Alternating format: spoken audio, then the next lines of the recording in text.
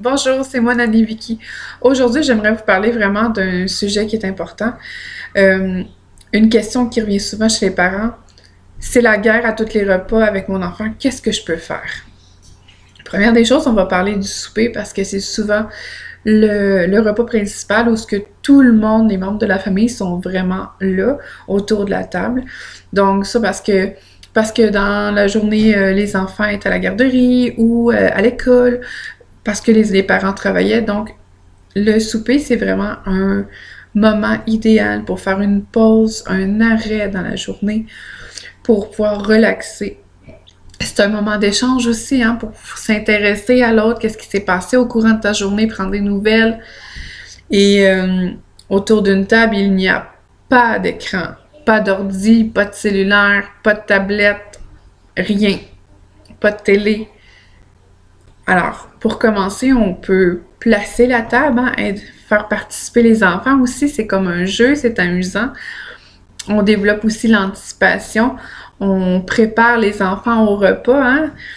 Donc, ils nous aident, puis ça les fait participer, puis ils se préparent aussi qu'il va y avoir un repas aussi. Mentalement, ça les prépare. On place tout sur la table, là.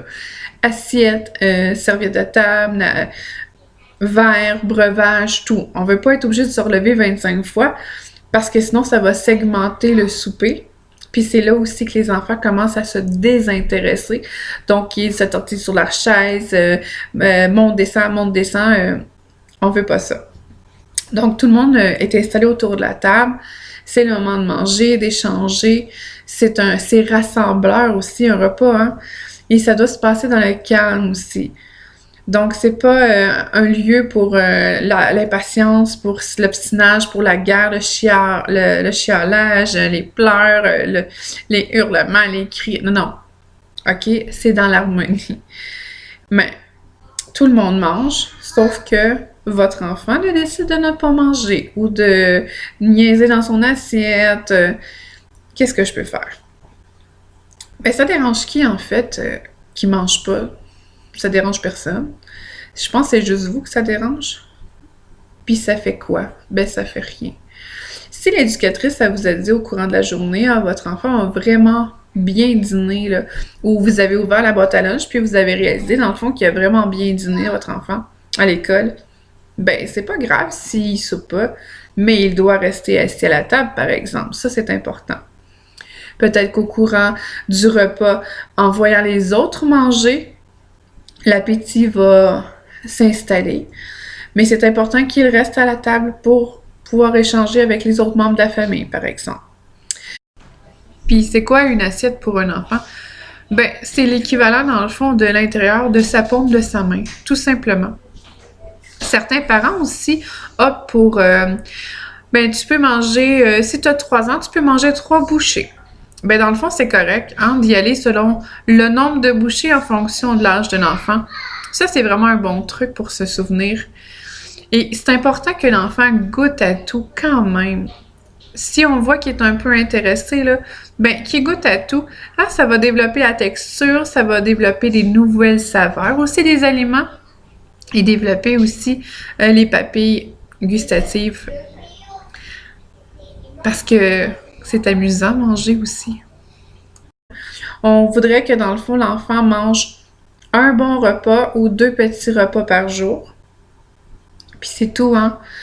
On veut que l'enfant, on va lui présenter des aliments équilibrés, colorés, variés, agréentiers. Mais c'est tout. On va pas le forcer à manger. On va pas l'obliger, on va pas le punir parce qu'il ne mange pas.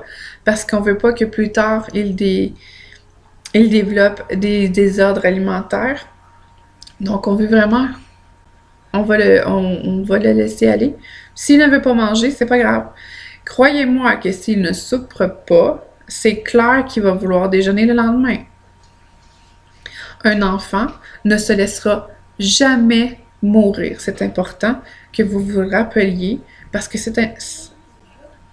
je le souligne, je le redis, un enfant ne se laissera jamais mourir. Il va manger à sa faim. Et nous ne sommes pas là pour l'obliger à le faire manger. Nous sommes là pour lui inculquer des bonnes valeurs alimentaires, comme faire en sorte que les repas soient amusants pour lui. Donc, votre enfant ne veut pas souper ou mange pratiquement pas, mais subitement est intéressé au dessert. Parce que souvent, là, les enfants ont faim. Alors, qu'est-ce que je fais? Ben, je lui présente un dessert quand même. Et je lui donne un dessert. Parce que je ne veux pas le punir. Et les desserts, ça rime pas avec du sucre artificiel ou des confiseries. Un dessert, ça peut être un fruit, ça peut être un yogourt. C'est super santé, puis ça va le rassasier aussi.